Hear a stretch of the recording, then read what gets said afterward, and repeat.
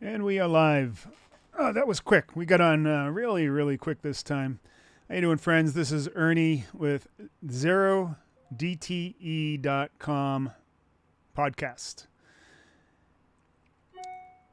So today we're going to talk about a subject that is very interesting. I personally love this topic. And I feel like I've been a pioneer in the analysis of this particular tool. I know that at least on the internet with those folks and those traders, particularly in the crypto community, I was one of the, I think I was the first one to really apply it to crypto and also apply it to other asset classes. In fact, this particular tool, and of course I'm talking about volume profile, it really doesn't matter what tool, what asset class, or what time frame that you use it with. It works with everything, and there's a very good reason for that. You know, a lot of people will have affinity towards, one indicator or another, whether it's the RSI, MACD, stochastic, no matter what it is, somebody likes one or more or a combination. They like Bollinger Bands, they like this or that, who knows? And all of those are calculated with time lag indicators or time lag data coming into them and then presenting what happened in the past, trying to predict what's happening in the future. It is not the raw data. Like I said, it's calculated. And so you're getting a result that is an analysis or some way of looking at the past. You're not looking at today in the present, what is happening now and what is likely to happen in the future. Using indicators, whether they're oscillators or moving averages or anything like that, to try to predict market direction is like trying to drive while looking in the rearview mirror. That's exactly what it's like. It's impossible. And this is primarily the reason why people that rely on this technical analysis, I'm going to say it, mumbo jumbo, that they fail. They fail to understand this. There has been this body of supposed experts and gurus and people with gravitas that have convinced a lot of other people that somehow this stuff has relevance and it can help you predict the future. This is all part of the broker narrative, and I'll do a separate video on that. I talk about it incessantly. I talk about it all the time. This is a mastermind level conspiracy that was originally created by and still to this day maintained by the brokers for the sole purpose of getting you to create transactions for their benefit. Technical analysis is a scam. Now, let me back up a little bit. We were talking about volume profile. I got lost in the weeds again. Every time I say technical analysis, I go apoplectic. But volume profile is not an indicator. A lot of people refer to it as an indicator. It is no more an indicator than the bar chart is an indicator. I suppose from a very technical, purist point of view, you can say everything's an indicator, right? Well, screw you. Volume profile is more about the data, the raw data coming from the exchange than bar charts are. Yep, I said it. I said it because it's true. And that's because bar charts contain two of the three pieces of information that come from the exchange. You have price, time, and volume are the three pieces. I hesitated on the volume because bar charts don't include volume unless you include it as a separate indicator. And volume. Volume profile includes all three: price, time, and volume. Of course, it's centric on volume. Why is it that bar charts don't even include volume in their fashioning. Again, all part of the broker narrative used to confuse you and give you incomplete information, when in fact volume at price is the most significant piece of information that you can have in the market to determine where the market finds value and where it doesn't find value. So those are two very, very important concepts right there, what I just said.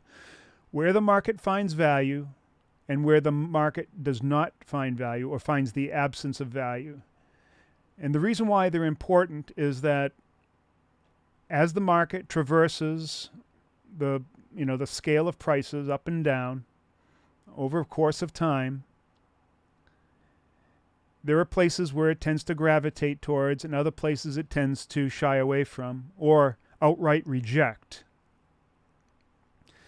And when you look at the volume profile, these are very, very easy to identify. The places where it gravitates towards, we build up lots of volume and we create what's called a volume node. It's just sort of sticks out, a proboscis. It sticks out. And then the places where the market rejects or does not find value, we have these huge wells of volume or the absence of volume. All right, so those are two very important concepts. Now, what you can glean from this is that as price is traversing the scale of prices, it tends to shy away or move very quickly through the volume wells and slow down and hang out or be attracted and also be attracted to those volume nodes where there's a lot of value, where the market finds value. So those two concepts right there are so unbelievably important in your trading, as to ignore them is ignoring the truth in the market. It is completely being a dumbass, quite frankly, and not understanding how the market works or where price is likely to go. Instead, you would rather use some inane indicators that don't show you where value is, that don't show you where value is not, that are contrived and based on past stuff, calculated to all kinds of weirdness that you have no idea how to interpret. They say you do, or they give you ideas on how to do that. For instance, they will show you a moving average and then see how the moving average is providing support? The 30-day moving average will do that for you every time. Such bullshit. I could put in a 3-day moving average. I could put in a 17.7 moving average. I could put in a 69.9 moving average. They will all show you exactly the same thing. They are not showing you support. They are showing you a natural consequence of the moving average, and showing average. So it is just beyond me why people fall for this shit. That somehow these indicators, and trend lines too, are the same thing. Trend lines do not show you where value is or value is not by connecting dots as if the market actually knows where these lines are. The market doesn't know. So I said I was going to leave this for another day. Technical analysis is bullshit. That will be another video. Let's get on to volume profile. Volume profile is a very visual thing. And what it's showing you, besides showing you where the market has found value, those areas of value are basically a footprint of where trades have been made, and trades are continuing to be made. They also represent positions that are currently held. Now, not all of the volume there. I mean, it is a historical record, but there's the market.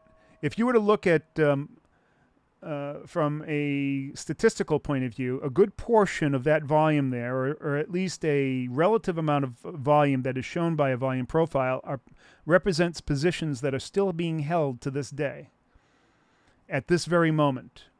So you can use them as sort of a present day, here and now structure of the market that has relevance because the market is still, for whatever reason, going to find those areas of value significant and the areas of no value insignificant. Price is going to behave the same way as it traverses across what I call a market structure.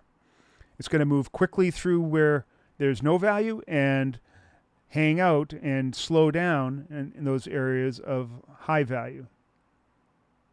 So those two things, you just got to get those ingrained into your head. They are so important. That is everything. So then we come to the idea of support and resistance. Well, I just told you how price tends to move through the structure. The edges of those nodes, both the top edge and the bottom edge of those nodes, are where support and resistance occur.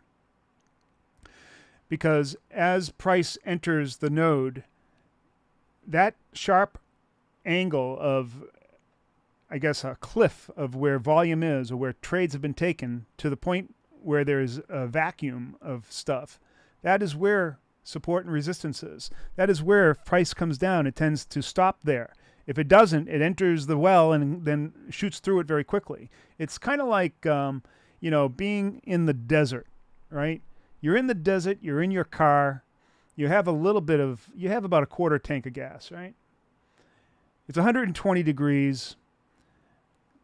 There's about a 30-mile stretch. You have enough gas to last you for probably, 50 or 100 miles. So no problem. It would really suck if you ran out or had some sort of problem with your car, the engine conked out or whatever, overheated, and you're in the middle of the desert. You don't want that.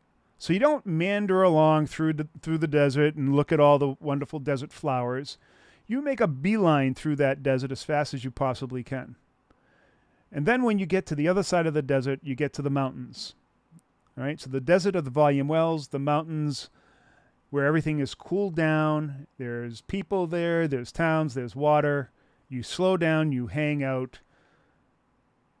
Those are the volume nodes. Same thing. I guess, there's an analogy for you. It works. All right. Now, the title of this video is How to Create Asymmetric Options Opportunities with Volume Profile. So now that we have an understanding of how price works and how the volume profile works, or how price behaves as it traverses this market structure, the profile is in fact a market structure, and you can map it out. Now we want to know, well, how do you place a trade that will give you an asymmetric opportunity, and how do you determine whether or not you have, whether price will reach your trade? Let's call it like a butterfly or something. So you put a butterfly, it has a range and it has a peak, and it looks a lot like if you took a butterfly strategy and put it on its side, right, like that. It looks a lot like a volume node. And so you can think of it that, well, okay, I'll use butterflies then to sort of overlap volume nodes. And that's a good idea, right? Sometimes you can create butterflies that will range beyond the size of a volume node. Now, to create an asymmetric trade, whether it's a butterfly or a spread or anything like that with an option, you need to have the strategy out of the money. It has to be, in other words, it has to be far away from you. So now you need to use your technical acumen, your knowledge of the markets, your macro analysis, and that has determined your bias in which direction you think price is going for that day, and then place that option strategy in the way of the path, right? Use your knowledge of how price is going to move through that volume profile. Find those nodes that are further away where you think it's going to go, because price is going to shoot through the volume wells and then go to the node. So put your strategy right on that node. Put it out of the money. There's a good chance that if price does enter that volume well, it's going to continue through very quickly because it doesn't want to get burned by the desert and die of thirst and get to sustenance of the volume node, right where your honey badger trap is. That's not it. That's a honey pot trap, right? You wouldn't want to call a honey badger something that you would want to go towards, would you? So that's kind of like the basics behind creating an asymmetric opportunity with options using volume profile.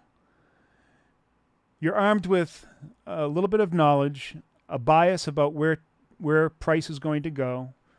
Granted, it's a lower probability trade. However, if it enters that volume well, there's a very high likelihood that it's going to zip through there towards your node where you're waiting to capture price in that trap and then collect premium. That's it. You know, of course, there's a lot more to this, and I could get very visual, and I could show you all these charts and everything. But, you know, just keep in mind, basically a volume profile is just like the desert bounded by mountains. The wells, the desert flat that is hot and unhospitable are the wells in between the nodes, and then the mountains where there's coolness and towns and pretty girls and all kinds of other stuff where you want to get to, those are the nodes. You're going to go like a bat out of hell getting through that desert to the mountains so you can visit the pretty girls and make lots of premium. All right. That's my lesson for the day. I hope this was impactful to you. Of course, we teach a very didactic form of this and are very much more detailed, I guess you could say, in how we approach this and from our analytical methods and how we analyze that volume structure in a multi-time frame point of view is very important. So those are things that I've left out. In fact, I have many videos behind me that you can search where I talk about this in great detail. But that is how you create asymmetric trades. Now, I want to tell you that we've been very successful at creating these asymmetric trades and being profitable. As a matter of fact, our average trade returns about 150 to 200% of the risk that we take on that trade, and we're about 80 to 90% win rate on top of that. And 10% of the time, we actually hit the peak or the short strikes on that butterfly and do what I call pin the trade, and sometimes make as much as 500, 1,000, or even 1,500% return on the risk that we took with this methodology. You can't do that with technical analysis. I know it for sure. You can't have the same kind of probability of touch and probability of profit that we can achieve with this methodology using technical analysis. You can lose, and that's what you normally do, and I'm sure that that's what you're used to doing. So if you're interested, do I still use squeeze momentum? I've never used squeeze momentum. Well, that's not true. So there's a question. I never use squeeze momentum. I have analyzed and created automated systems around you're talking about the Bollinger-Keltner squeeze for many years, and never have been able to make a system that could consistently across a lot of different asset types and markets make any kind of money. It doesn't work. Chris is asking, is VP still effective without knowledge of macroeconomics? Of course, right? I mean, if you can somehow determine your the directional bias of the market for that day, then you can place a trade in the path of that direction. So there's lots of ways that you can do that. I mean, the easiest way is to see what kind of catalysts there are out in the market, especially, and it really depends on what you're trading too. We're trading the S&P 500, and the thing that catalyzes its movement mostly are various economic reports and global macro condition, that sort of thing, bonds, politics, all that stuff. And so if you're a student of those type of things, then then you can often, at least in the short term, over the next few hours, tell where markets are likely to go.